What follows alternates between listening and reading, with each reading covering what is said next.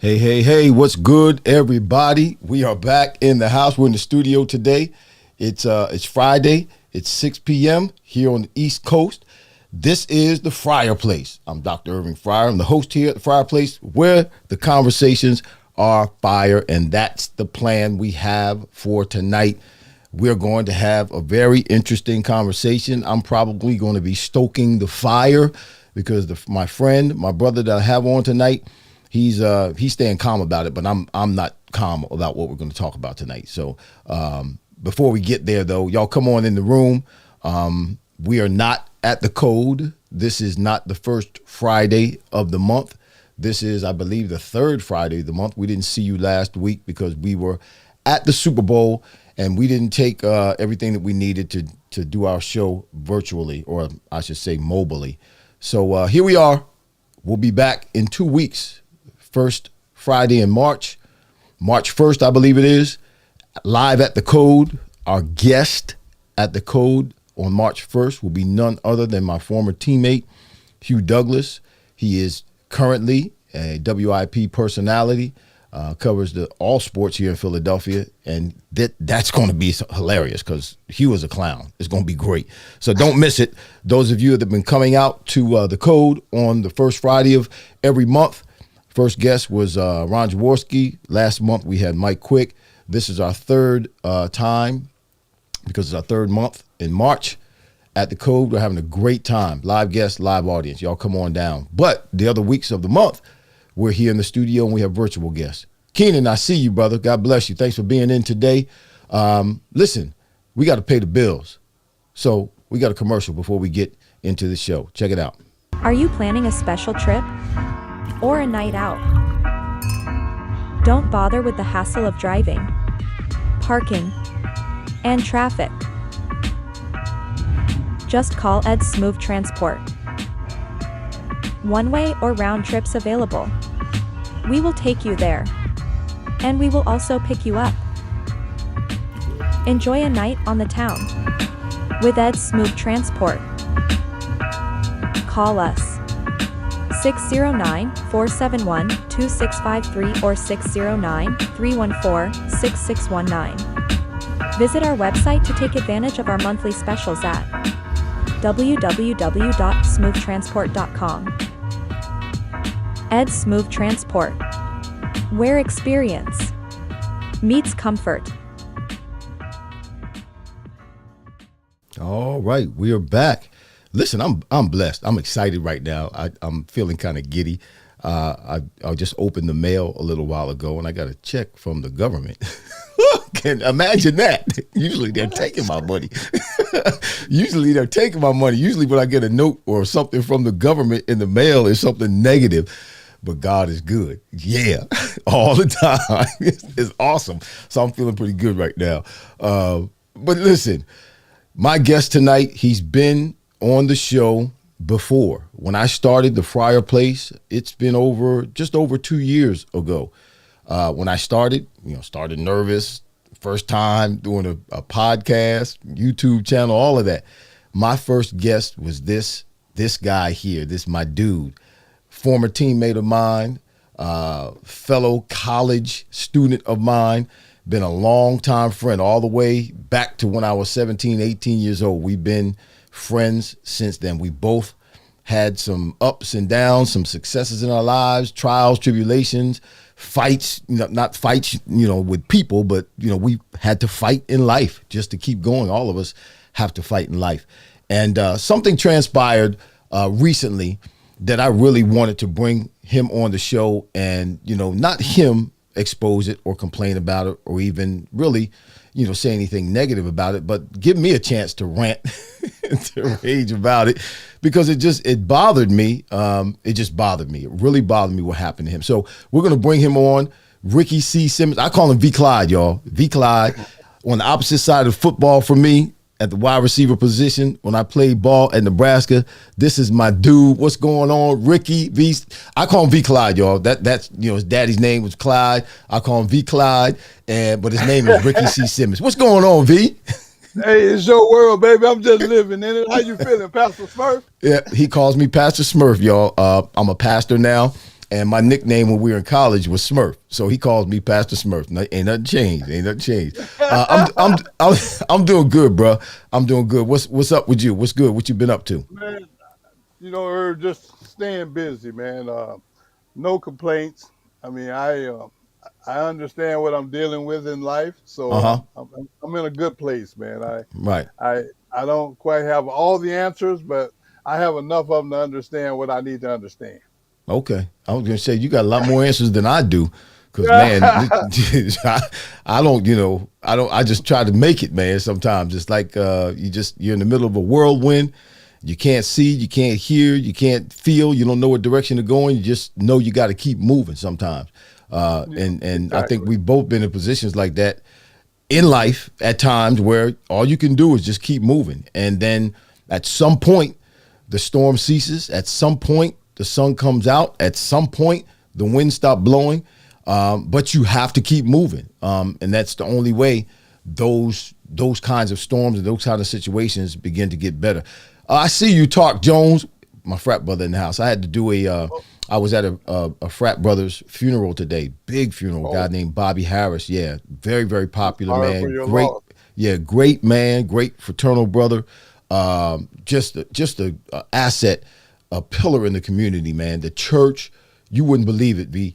The church was packed. People were standing up, and the church seats about 1,000 people. And there were people downstairs. Yeah, it was ridiculous how many people were there, and we were all blessed because of him. He touched everybody that was in that room. Kim Kelly is in the house. Kim's watching right now. What's up, Kim Kelly? So, V, listen, for the people who will, again, you were on 2.5 years ago when I didn't have the audience that I have now. I have a few more people who watch now and who watch at a later time. Hey, let me say this before you say anything else. Okay. I'm proud of you, boy, because you done come a long way from that first show. I mean, you're doing a whole bunch of things that you couldn't do on the first show. Well, so, yeah. I'm proud of you. I ought to be doing something, man. Listen, that first show, I was nervous, Doc. I didn't, I perceived it as like I was being on live TV, and like everybody was watching. I had a national audience, which I didn't. There was only like maybe 10 people watching, but that's how I approached it, and that's how I prepared for it, as though I was going to be on national TV. And when things didn't go, I don't remember if something went wrong the first show or not, but if something did, I was in a frenzy, bro. I was in a panic, and then feeling bad afterwards that whatever went wrong. But dealing with modern technology, dealing with doing podcasts and going on live, and dealing with the internet and all the wireless and Wi-Fi and all that kind of stuff, man. Yeah. You just have to take it with a grain of salt when something doesn't work out right, because so sometimes we're watching some of these national networks and they'll have glitches, and the screen will freeze, or they'll have problems with the audio, and it's the same thing. Sometimes the stuff just don't work right. So you can't freak out. You can't feel bad. You just got to keep moving forward. Stephen Pace is in the house too. See, we got folk watching, bro. They're watching right now. They're listening right now. So V, these some of the folk who are on, matter of fact, most of the folk who are on right now and watching, and listen, if you're on, you're watching, I see some of you are on YouTube at the Fryar Place.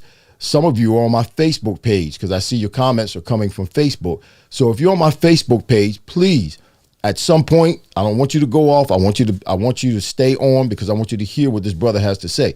But at some point, promise me that you'll go over to YouTube. All right.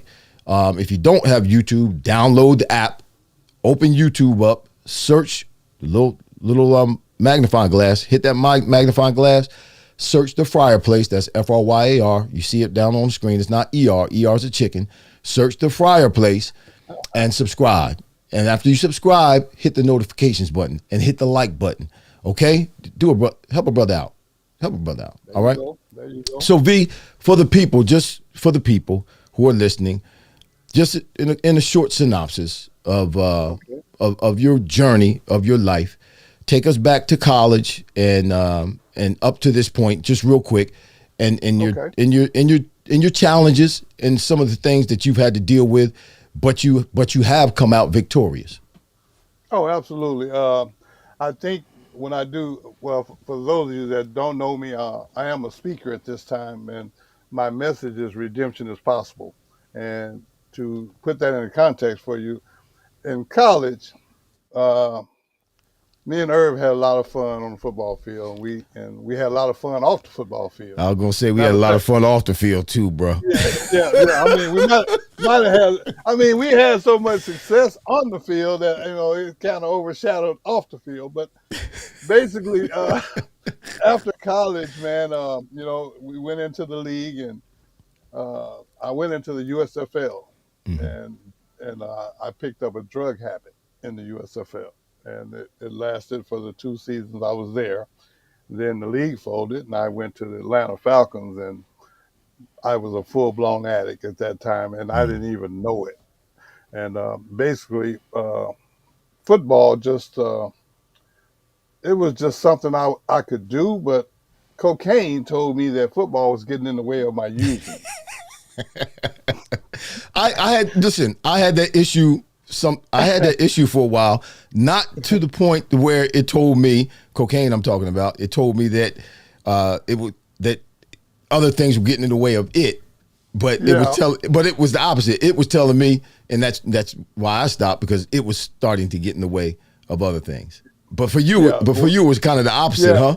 yeah. It was just the opposite. I mean, I literally jumped off the cliff and I didn't have a parachute. And basically, what I'm trying to say for those that don't catch my little saying, I was with the Atlanta Falcons, and when cocaine convinced me that football was getting in the way of my using, I basically quit the NFL to be a full time drug addict. And I went from the NFL to prison 4 times, went to 10 treatment centers, graduated 9 of them. And the last time I went to prison, I received a letter from our college coach, Coach Mm-hmm. Osborne. Coach Big shout out Osborne. to him. And it was like only a paragraph. It said, "Dear Ricky, I know your parents believed in you. I believe in you. And upon your release, if there's anything I can do to help you, feel free to contact me." And signed Tom Osborne. And And right there, that's verbatim, isn't it? You got that letter yeah, memorized. Yeah. yeah, I got it memorized. Yeah. And right there in my prison cell, I fell on my knees and I turned my life over to God. And when I got up off my knees, my thinking started changing. Mm. And I was released about 6 or 7 months later, and I never looked back. I've been traveling the world, speaking to youth and adults about the dangers of drugs and alcohol and life choices. Mm-hmm. Um, I've actually been clean and sober. If I'm blessed to see this coming June 4th, will be 15 years. 15 Uh, years. Yeah. yeah, I haven't had a beer, I haven't had a cigarette, I haven't had any alcohol or drugs, but I did splurge and have a Sprite yesterday. So I was living on the edge. You on I the was edge? living on, yeah, I was living on the That's edge. that's a lot of sugar, man. Yeah, man, You started I having was shakes, going, yeah, yeah, I was going through it, but having a all sugar behind the fit. Sprite. Yeah, but but really and truly, Irv, my thing is, man, I really like helping people, and I go out of my way. I mentor about 15 people, and that usually starts every morning. I got a weird schedule that doesn't make sense to nobody but me. I start my day every day at 3 a.m. in the morning. I turn my life over to Christ. I do a set of spiritual readings. And then I drink coffee out of a prison mug. Mm. Now, I mean, I ain't trying to be funny when I say Right. this, and I'm Mm-hmm. definitely not a high sider, but I can afford a mug. But I drink out of a prison mug to keep me focused and keep me humble. And Mm-hmm. then like I say, then I start sending out text messages to the 15 people that I mentor. Mm-hmm. And this is a daily process, 7 days a week, holidays included. We don't take days off because my addiction don't take days off. Mm-hmm. And basically, it's about accountability. Right. And I can't ask the people that I mentor to be accountable if I'm not accountable as well. Mm-hmm. So I've been doing that, and like I said, man, 14 years and counting. I just love what I do, and I really don't have any complaints. I mean, I see a lot of things that don't make sense, and Right. I know we're going to talk about some other things here in a Mm-hmm. little bit that you're still not Don't make too. sense. That don't make Yeah, sense. Yeah. Yeah. But see, I have to look at life a little different from that because I'm a little sicker than most humans. I So don't know, bro. I might be up there with you. Listen, oh I boy. got Vinny Capriati who's watching right now, and I think there's Althritris Thomas. Alitris. Is that Alitris Leach? Thomas. Alitra? Yes. Is that how That's my yeah, that's my I home girl cannot down in I Texas. cannot say name. Man, I'm terrible with names and What's up, pronouncing names. Alitris? I never seen that spelled like that before. I'm Yeah. sorry. How do you say her name? Alitris Thomas. Elite. There's a TH. It's ALTH. Trust me. So on the this TH is silent. one. Alitris. Okay, I see. I can say Alitris, but it's spelled ALTHE tris. Yes. There's an Althritris. It's like all these trees. Okay, all these trees. Altris is how you say her name. Alitris. Alitris. Okay. All right. Yeah. Sister Thomas, how about that? Sister Thomas. That works. Yes. Yeah, leave that out of my mouth. I'm going to jack it up. Yeah. I'm sorry, Sister Thomas, Alitris. I'm sorry. All these trees. Sister Thomas, thanks for being with us on tonight. Go ahead, Rick. Go ahead, finish up what you were saying. You know, but like I said, I just like helping people, man.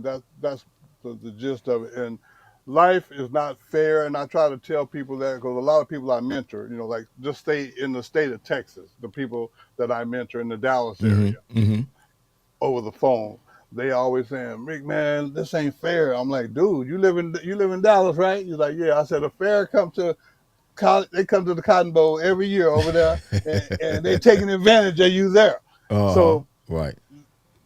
expecting life to be fair is really, to me, is not really realistic. Right. So I try my best to look at things, even though I don't agree with everything. When I say I'm a little sicker than most, that's why I have to handle things differently. Because when you put yourself in these bad situations, I've done this enough to where I don't like the consequences that come with it. Right. Right. You know, right. it seems like, and I'm speaking for myself, not for no one else, but it seems like all my consequences always lead to the places I don't want to be. You know, I'm talking about. Well, let me say. I want to say this: county jail, state prison, federal rehab. Yeah, I don't want to do all that. Yeah, I hear you. I want to explain to everybody our relationship, because our relationship has never changed. Meaning, not just meaning that we're still friends, not just meaning that we stay in contact, not just meaning that, you know, it's a reciprocal relationship, but our relationship started out when I was 17 years old. I went to Nebraska on August 13th, 1980. That was my first day in Nebraska. I stayed in a dorm called Able. And, you know, I didn't have a car. I didn't have transportation. My roommate did. Turner Gill had a car. So I was by myself quite a bit. Somehow, some way, Ricky and I, obviously because of the team, but our paths crossed in a unique way. I don't think it was just because we were wide receivers. I mean, I was a wingback, you were a wide receiver. So we played two different positions. But we spent time in the same room up at the stadium. But we clicked. We connected. And Ricky V. Clyde took me under his wing, and our relationship really that's how our relationship has been. I see him as someone who is an example for me. Regardless of what has happened, he's still that guy that took me under his wing and taught me the ropes and protected me. Yeah, we had fun and we did stuff we weren't supposed to do, just like any other 17, 18, 19, 20-year-olds would do in college. We did those things. Right. But at the same time, he was always a guy who, for me, who was a comfort zone for me, who was a protector for me, who was a umbrella for me that I could always let my hair down and be around and let the real Irving Fryar be exposed and not have to worry about it going any farther than that or further than that or even being judged by it. So and what he does in terms of going out and speaking, I've heard him on numerous occasions going out and speaking, the information that he conveys and how he projects it and how he conveys it is very, very impactful. It's incredible. that we're both speakers now. I'm a preacher. Yeah. You're a motivational speaker. When we both, it was, yeah. We look back, yeah. We used to grind, man. But it's amazing what God has done. But this is a man that I have much respect for, because he knew me back then, and he knows me now. And the same for me. I knew him then, and I know him now. And regardless of what anybody says or thinks, I should say, this is a good man. This is a good man, and he genuinely cares about people, because he didn't have to. I came in as competition for him at Nebraska. Mm-hmm. I was a competition, but he took me under his wing and took care of me. And even when I became the so-called star, there was no animosity. There was no jealousy. There was never any of that. The relationship never changed. So there was something that happened recently, and this is why I wanted to have Ricky back on the show, because this really burns me up. It just burns me up, because kind of, I am familiar now with the judicial system and how it rolls. And we know, particularly people of color, aren't necessarily treated fairly when it comes to the judicial system. And it is true. It's true that you're better off being rich and guilty than you are being innocent and poor. Not that Ricky's poor or anything like that, but that's society. That's the world. That's the way it goes. So Ricky, don't tell everything that happened, but tell, what you were getting ready to do. You were going to court to get a pardon, and what led up to that. Well, in the state of Nebraska, to qualify for a governor's pardon, you have to have 10 years with no law enforcement involvement, no problems. And it had got to 12 years, and I go see Coach Osborne once a week. And so on one of my weekly visits, he brought up, and it was I think this was in 2024. Okay. 2020, I'm sorry. Mm-hmm. During COVID, and he was like, Ricky, I think you should apply for a pardon. Now that's Coach Osborne saying that, not you. That's Coach Osborne. Coach Osborne suggested it.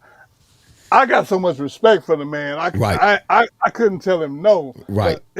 But between me and you and the audience, I didn't really care about no pardon. I mean, I done turned my troubles into a business. Right. So, right. So I didn't really need a pardon to do what I do. I work for a guy named V. Clyde. He's the coolest boss I ever had. So I was real cool with things. And when he said that, I said, well, out of respect, okay, Coach, I'll fill out the application. And I did. So I turned it in 2021, I think. It took them three years. And wow. They finally set a hearing date, which Coach Osborne was behind that too, because when I applied for the pardon, Pete Ricketts was the governor. Okay. Well, he got, he went on and became a senator, and he never pardoned nobody. Right. Well, then Jim Pillen, he got voted in the governor, but me and Jim Pillen are friends. We're friends, right? Yeah, and he's a former Husker. Uh-huh. So I mean, that didn't work in my favor. Right. Yeah. No, that was Yeah, I mean, because conflict of interest. Correct. And then when we actually had the hearing, and Coach Osborne sitting there, as soon as they called my name, he left the room. He excused himself. Right. So I was left with two other guys up there, and I don't know. It almost looked like it. I don't know. I mean, I don't really know how to say this in a nice way, so I'm just going to say it like this. If any of y'all are old enough to know who Keith Sweat is, they know who Keith Sweat is. Everybody who's listening right now knows who Keith Sweat is. Keith Sweat had a song that went like this, and I can't sing, but y'all bear with me. Something, something, something, something just ain't right. Something, something, something, something just ain't right. Yeah. So anyway, that was kind of the feeling I got when I was in the hearing, and they had it here in Lincoln in the state capitol. And I don't say anything else. I'm gonna show it to everybody. I'm gonna show it because But before you show it, let me tell you this part. Okay. Keep in mind what you're ready to show is after I done sit there and watch 3 or 4 other people go before me. And they got a lot of love. Oh. Wow. Remind me to tell you at some time when we're talking about the story about me in prison when I went before the judge and 20 some other people went for the judge. They got love and I didn't. Yeah, well, I mean, and I don't want to put nobody on blast, but I'll just use this one lady. She's still in prison. She couldn't even be there. Mm-hmm. And her attorney showed up for her. She's in prison for manslaughter. She killed her husband. And she had life with no parole. Mm-hmm. Well, after her attorney spoke for about 30 minutes, they gave her parole eligibility that day. But you know what, Doc? That makes it even worse. What I'm getting ready to show and how I'm feeling, that makes it even worse. I'm trying to set it up so that you'll understand. And you're making me hotter, man. No. Stay cool. The second guy was a big time drug dealer that had been to prison multiple times. When he got out, he got arrested he was driving without a suspension, and his license was suspended because of back child support, all of these different things. Well, he ended up getting a full pardon with gun rights. What? No, whoa, bro. No. No. Hey, see, what you're going to show your viewers, they're only going to see my part. This is the stuff I sit and watch before they even call me. And there was a couple of more, which I won't even go into, but dude, it was like, I was sitting exactly with my expression was like, wow, and then when I got up there, you're gonna show them how they handled me. So. Y'all, listen, everybody oh my goodness, Doc, you didn't tell me all that, man. I know. You didn't tell me all that. For real? I didn't want to tell you, yeah, but I had to tell you because I know you. They gave a cat a pardon and rights to carry a gun. Correct. About 2 people before they called my name. And then when they finally got to me, they called my name. I was walking down to the table to sit down with Randy J. Goodwin. He went with me. And, God bless America. And the governor was walking out when I walked down. So, y'all, listen, y'all. You're watching right now. I need you to see this. Yeah, I need you to see this. All right? Just watch this. Redemption. A former Husker great receives a partial pardon on his 63rd birthday. Thanks for joining us. I'm Julie Cornell. I'm Rob McCartney. Ricky Simmons served time for drugs. Now he's a substance abuse counselor, inspirational speaker, and a radio talk show host. KETV News Watch 7's Andrew Ozaki has the exclusive from the Pardons Board hearing. Ricky Simmons appears before the Nebraska Pardons Board not to erase his past, but to use it to help others. I'd like to help with the criminal justice system. However, I'm going to be real frank and honest with you, sir. If not given the pardon, it's not going to stop or change anything that I'm already doing. I'm going to continue doing this until I die. Ricky Simmons was on top of the world. We've told you about Simmons' story, a star Husker who went on to the pros until his cocaine addiction put him in prison several times. It was supposed to be a one-time deal. I just so happened that I got addicted the first time I tried. Simmons was released in 2009. He says a letter from his old coach was a turning point. Receiving that letter from Coach Osborne basically let me know that someone still believed in me. I don't think anybody's beyond redemption because he's now a licensed drug counselor and has really done a lot of good things with his life. Osborne supported Simmons Monday, along with actor and Omaha native Randy Goodwin and Bellevue Senator Rita Sanders. He's helped me through some issues that we've had with a family member. Governor Jim Pillen, also a former Husker, excused himself due to his ties with Osborne and Simmons. The other 2 board members voted to pardon Simmons' 3 misdemeanor convictions related to drug offenses. They did not pardon his felony conviction for strangulation, something Simmons maintains he did not do. So I took the plea deal so that I could do the time get on with my life and do what I've been doing for the last 14 plus years. Simmons says he will continue his work and his inspirational story of hope. Turn my troubles in my past into a business of helping other people not make the same mistakes I made. Andrew Ozaki, KETV, Newswatch 7. So everybody, you see this, they pardoned a couple of misdemeanors, which, you know, misdemeanors really aren't anything. Misdemeanors are nothing. You can go and still be very productive in life and not be hindered. You know, if you were trying to get a job or trying to advance yourself in a certain element that where they did background checks, stuff like that, misdemeanors are not going to create a glass ceiling for you. But a felony will. And see, Ricky, this is why I'm so not upset, so to speak, but I'm really not in a good place mentally about this, because Ricky could be a national speaker for a big company, for a major company. Yes, he works for himself. Yes, he's doing great, but there are benefits to being connected to large industries or large companies. You know, when we talk about insurance and things like that, and, you know, constant paycheck, you know, you hustle now. It's not like, you know, you don't make money unless it gets on the calendar. It's not like, you know, you got this coming in, you got to go make it happen. And that's okay. Cause you know, you don't work, you don't eat unless you work, but they're still with a felony, and I have a felony on my back. There's a glass ceiling. You can only go, you have to work within that glass ceiling.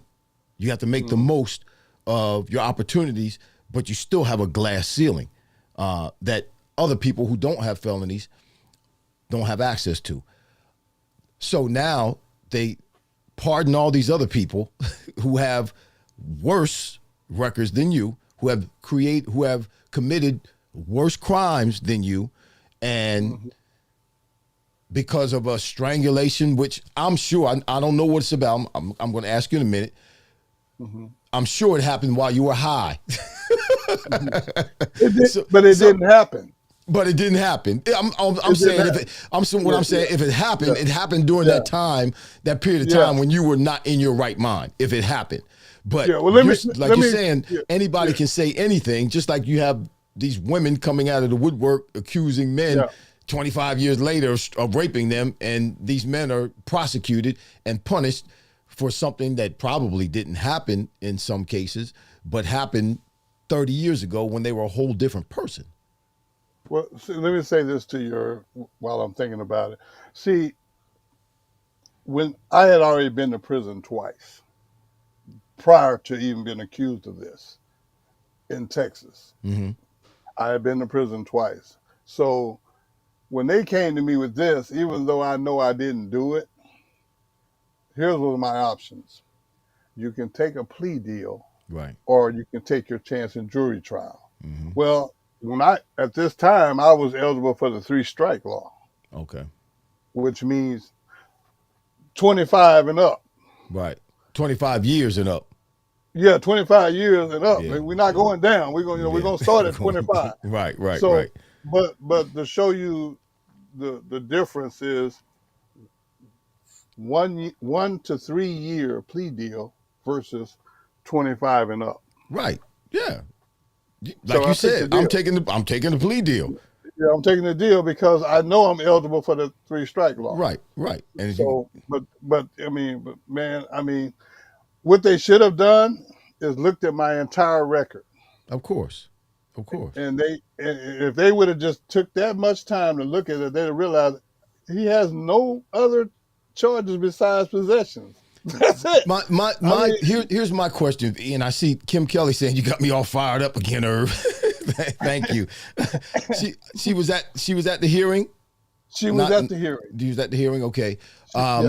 What? I guess they don't have to, but I can't figure out, and particularly now that you told me that these other people, the woman who killed her husband, who was who was in prison, who didn't come to court, her attorney spoke on her behalf, and they gave her parole, or they made her eligible for parole. Now she's supposed to be in. She killed a person, killed her husband, right?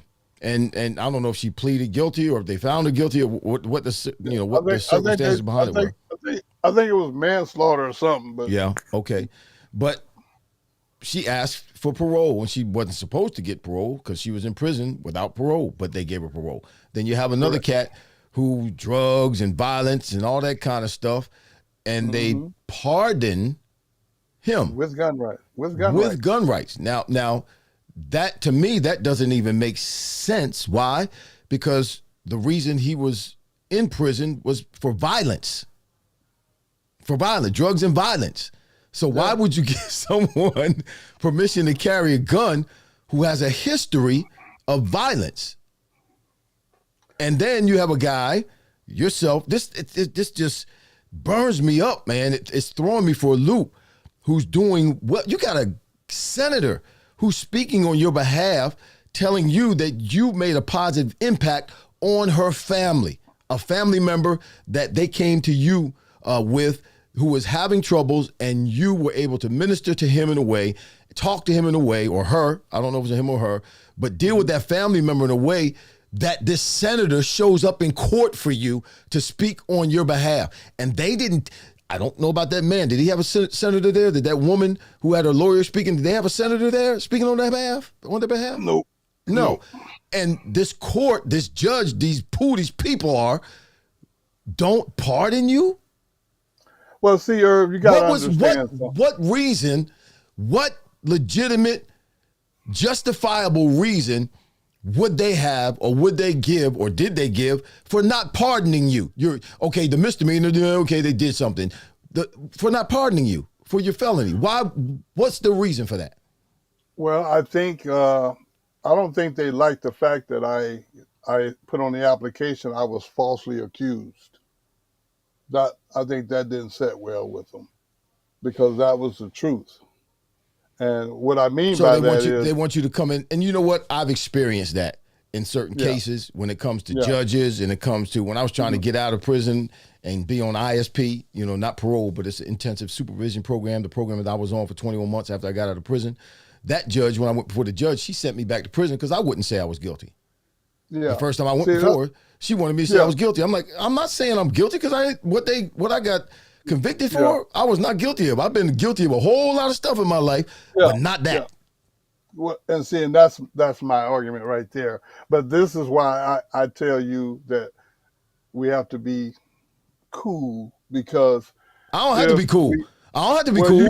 No, I don't have to be cool. Matter of fact, let me ask this question that Keenan's asking, because I want to ask this question too. Thank you, Keenan. Okay. I'm going to put it up on the screen so you know it ain't just me, whoever's watching right now. He says, hate to ask, but don't hate to ask, Keenan. And Keenan is a black man. He said, hate to ask, but what color were the other two you speaking of? The other two people, that woman was in prison, who attorney spoke for her, and the other cat that got the pardon with the permission to shoot people. Keenan, I'll give you one guess. Look, they were in Nebraska, Keenan. I'll give you one guess. That's all I'm gonna say. Lord have mercy, man. But let me say this though. I mean, dude, I know this is gonna sound kind of far-fetched, especially because you know me, but I really appreciate the fact that it's behind me at this point. I can understand that. I can understand that. Yeah. And see, now, really and truly, I was highly motivated before that. Mm-hmm. So just imagine that motivation on steroids. Yeah, they poked the bear now. They done poked the bear. They poked the bear. Oh man, I'm good, dude. I mean, if you see me and a bear in a fight, you can pour honey on me and help the bear. and help the bear, yeah.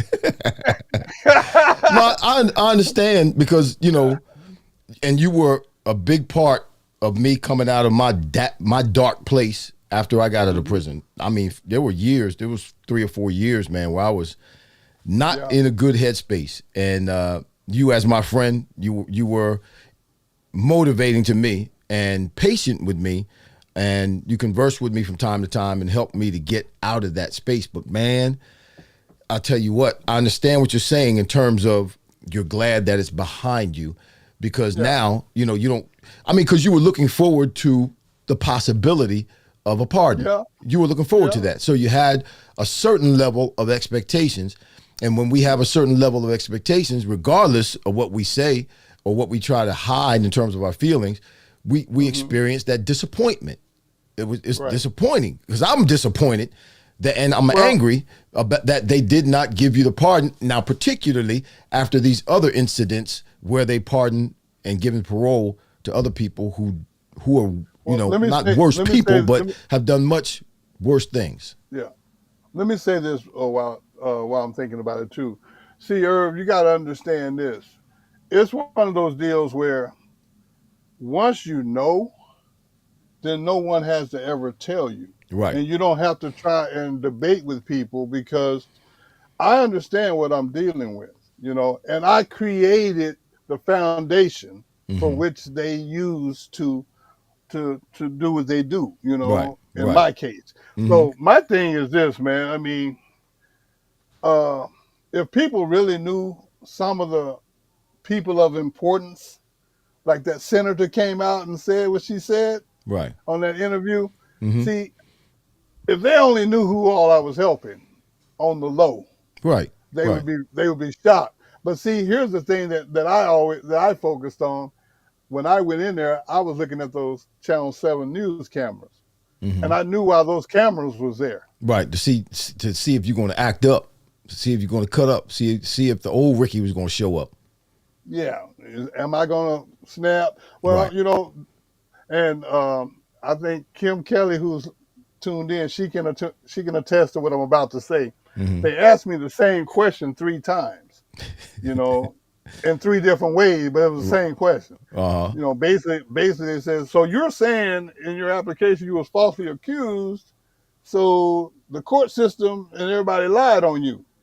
And I kept telling them, I said, no, that's not what I said. They try to put words in your mouth.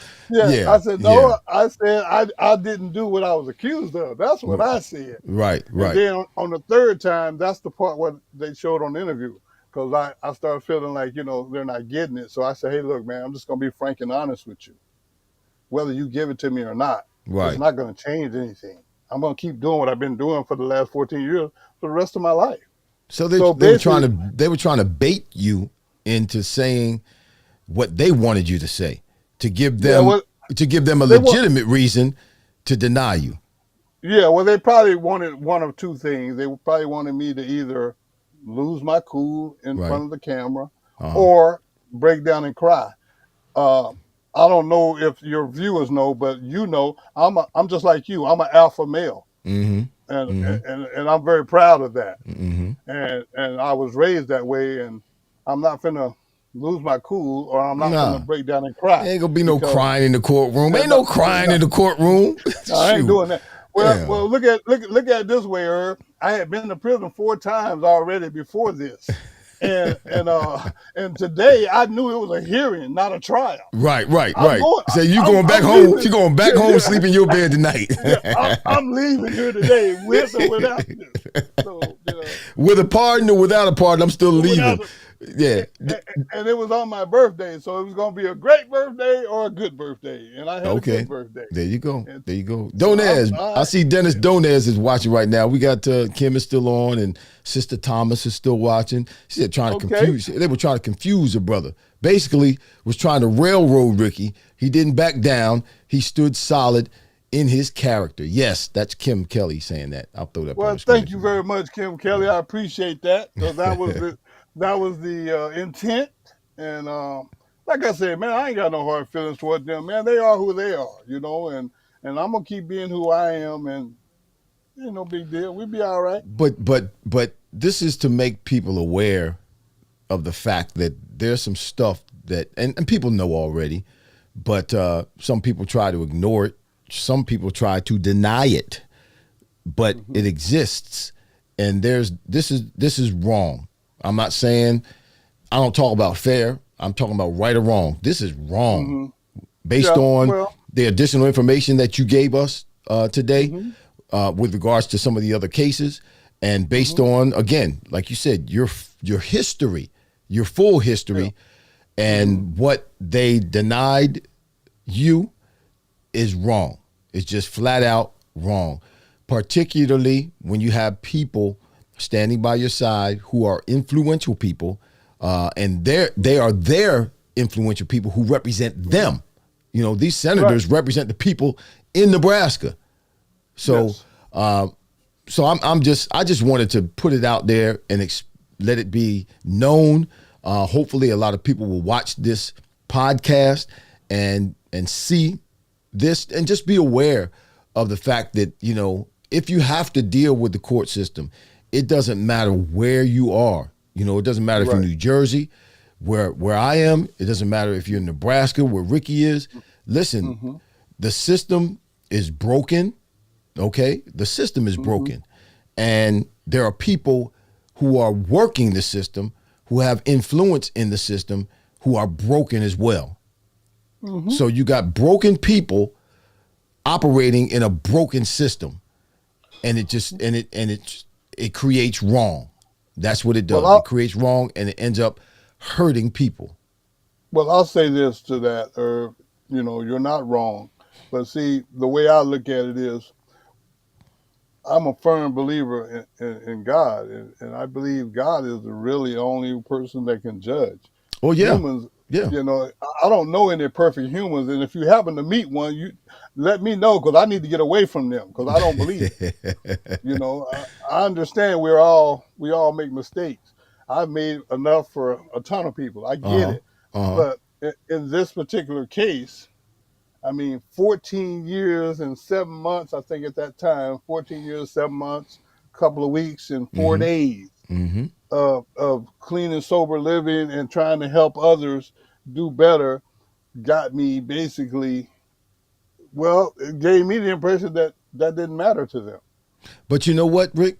And you said it just a few minutes ago. Whatever we do, and this is for everybody, whatever we do, remember, we have an audience of one. We have an audience of one, because when it all boils down, when we lay our head down for the last time on this side, what we do on this side matters on the other side in eternity. So whatever we do, we ought to do unto the Lord, because he's the only one, like you said, that matters. Yes, he is the only one that can judge ultimately us. He is the creator of us. He's the savior. He's our savior. He's the only one that can really judge us. But we do have what's called judges here on earth. And because they're imperfect, because they're biased, because some are racist, because some are prejudiced, all of that negativity at times spills over to those they're judging. To those the judge told me before she sentenced me, this was unbelievable. Before she sentenced me, she said, Mr. Fryar, and this is after the trial and everything, she said, Mr. Fryar, I would have found you innocent. Yeah. If you would have found me innocent, why are you treating me like I'm guilty? Why don't you do something? Why don't you say something? You're the judge, right? And the judge can overrule a jury. Obviously, the jury, they weren't a jury of my peers. One cat was asleep half the time. Boy, I was hot. I'm like, my life is on. My life is online. This cat over here asleep. Really? And I've never heard this before, because I think when I watch TV, and I know it's TV. You watch TV, you see a jury. They're able to take notes, right? Well, the judge instructed the jury that I had, and I don't mean to talk about me, but the judge I'm just trying to show you how wrong it is, how broken the system is. The judge told the jury, now it was a 3-week trial. So the judge told the jury not to write anything down. You can't write anything down. So how are these people who none of them, they don't care nothing about me. They're judging me and they don't know me. But 3 weeks, on the third week, how are they supposed to remember things that were said in the first couple of days that mattered 3 weeks later? Good point. They go home every day and they're doing their thing. They got their own issues, their own challenges, their own stuff going on in their lives. They ain't remembering something significant that could actually create reasonable doubt that would sway the jury in my favor. I mean, it was ridiculous. It was just the system is messed up. I will tell you this, though, out of fairness to you, I'll say this. Kim Kelly, yourself, Rodney Lewis, and a host of others were way madder after that hearing than I was. No, well, you cool, bro. You're handling it great. Like you said, it's behind you. There's no expectations anymore. That's how you were operating already. You really didn't need it to do anything. All I'm saying is, for people, let's say you weren't a motivational speaker. Let's say you just went 14 years, keeping your nose clean, being positive, you know, in the church, maybe helping in the community or doing things in a positive way. But you were just a person that worked for a company or a person that needed his record to be cleaned up so that he can make an advance in life. And you went back before the judge, and the judge said, no, that's not particularly based on what you said happened prior to you going before the judge. Well, you know, it's not encouraging for, let's say, a guy that's incarcerated right now. Right. You know, I mean, if they were sitting up in jail, which a lot of my friends are still incarcerated because I write them and they call me. And one of my friends that called, he said, man, I watched that on TV. He's like, man, so what's the purpose of doing the right thing? You know, right. I mean, What's the purpose? Exactly. You know, but I had to tell him, I'm not doing it for them. I'm doing it for me. Right. You're right. Yeah. But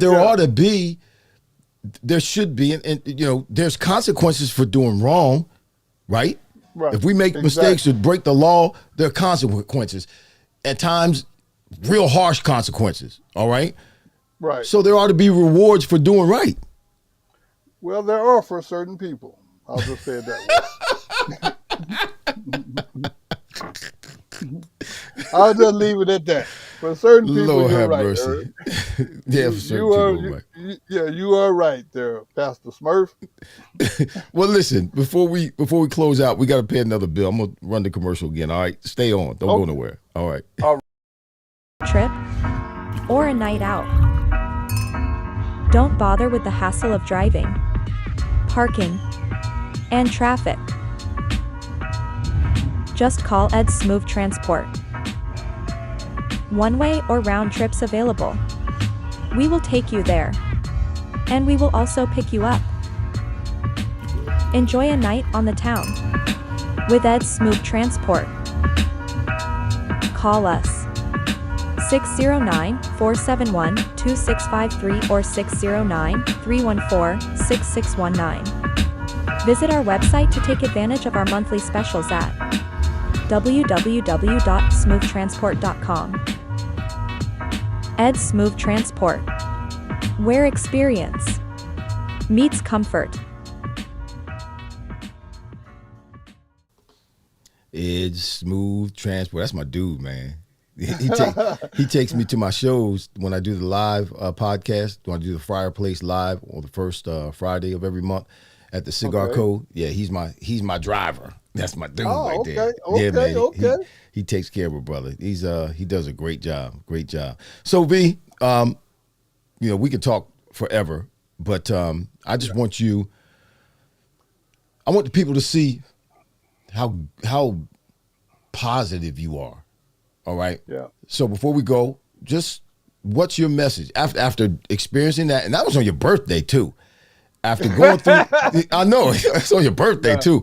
After dealing with that, what have you added to your repertoire? Because I know you did. I know you got a message out of the whole thing. What have you added to your repertoire? And just tell the people, right? I'm gonna give you the screen. Go do your thing. Well, I'm gonna say this: we have a documentary which Irvin, you're a big part of, and we're gonna add that interview that you showed everybody. We're gonna add that to the end because there was a question about that. And for all of y'all that was patient enough to listen to what we had to say, I just want to say this: I'm on social media as well: Facebook, Instagram, Twitter. I'm learning how to do TikTok. and and threads. I'm working on it. I'm still kind of slow on it, but basically, I'm telling y'all this every day. I try my best to put out something, mostly every morning, to encourage people, and I also make little 1-minute videos where I play some music from back in the day when me and Irv was in college, and I give a positive message, and then I try to dance, y'all, and I can't dance. That's the funny part, but it makes people laugh, and that's to me mission accomplished. Maybe it's a fantasy in a lot of people's eyes, but I really actually want to see everybody happy, because I feel like even if it's only for 5 or 10 seconds, that's 5 or 10 seconds you're not stressing out about something. And that's where I choose to live my life. I choose to live in a positive space. And I got sayings that I use all the time. One of them is, if you want to be negative, that's cool, but all I need is 50 feet, and I need you to do it over there, like way over there, because I don't want to do negativity. I've done enough negativity already. I just want to see people be productive, happy, and positive. That's just my message, man. And every day you blessed to see is just another day in paradise. Wait a minute. I got some music here. We can kill him with the shoulder. Let me see what kind of music I got here. Wait a minute. You want me to show him I can't dance? No, let me see. Wait a minute. No, not that one. You gonna eat your beat? No, not that one. Nope, not that one. There it is. We're gonna go out. We're gonna go out like this, B. Clyde. Listen, this is my dude here. Where can people find you, B. Clyde? Where can they find you on Instagram? What do they have to look up? Ricky C. Simmons? Everything is at Ricky C. Simmons on all platforms. Facebook, Twitter, Instagram, YouTube. And I'll probably be doing something like this every time you see me. I'm probably... Like it can't be found. Hey! I just love to be happy, No, kill him with the shoulder. Kill him with the shoulder. Kill him with the shoulder. Kill him with the shoulder. Kill him with the shoulder. That's my dude right there. B, listen, man. Thank you so much for being on today. Well, thank you for having me, man. I appreciate it. Yeah, this ain't gonna be the last time. I'm going to, when I come out, either because he's in Nebraska, y'all, and they play Colorado this year. So yes, Prime's going to be in Lincoln. So I got to go see my dude Prime, but also holler at Ricky while I'm there. And I'll bring my equipment and we'll get on and we'll do something over at your place. All right? Okay. Sounds like a plan, young man. That sounds like a plan. Listen, we out of here. That's my dude. I'm gonna let you out, Rick. I'm going to say bye to the people, but I'm going to holler at you, all right? Okay, bro. Dude. Thanks for being on. All right, yep. Oh, no problem. That's my dude right there. We going out like this. Little music playing. Yeah, I was not excited, but furious about what happened, what I saw, what I witnessed happen in the courtroom. But yeah, he's taking the high road, and that's what we have to do. When things don't go right in our lives, we always have to take the high road and not make things worse. Because as the song says, love makes the world go round. You gotta love people. You gotta care about people. Show compassion for people. Be patient with people. Give people a second chance. Mercy and grace towards people. Because that's what God does for us. Because we're all guilty. We've all sinned and we've all come short of the glory of God. But because God loves us, he gives us another chance. And we've got to do the same thing. Listen, shout out to everybody. Sister Thomas, I see you. Ed Crawley, did you see the commercials, Ed? Hope you saw the commercials. Vinny Capriati, shout out to you. Stephen Pace, shout out to you. Thanks for being with us today. Kim Kelly is right here at the Fryar Place where the conversations are fire. And we just had a fire conversation. Yes, we did. Who else is here? Keenan's still in the house. Shout out to you, brother. God bless you. Thanks for being with us today. Dennis Donez, I don't know if you're still with us or not, but God bless you. Thanks for being with us today, for joining us, if you were just for a minute. Tark Jones, holla at you, bro. Holla at your boy. Keenan Harmon, holla at your boy. Shout out to you. Love makes the world go round, y'all. We're out of here. We'll see you next week right here at the Fryar Place. Next Friday, 6 p.m., 6 to 7. YouTube. Listen, go to YouTube. Search the Fryar Place. Subscribe. We'll be back next week with another conversation. That's fire. We're out. Oh, let me get the right button. Okay. Here's the right button. Outro.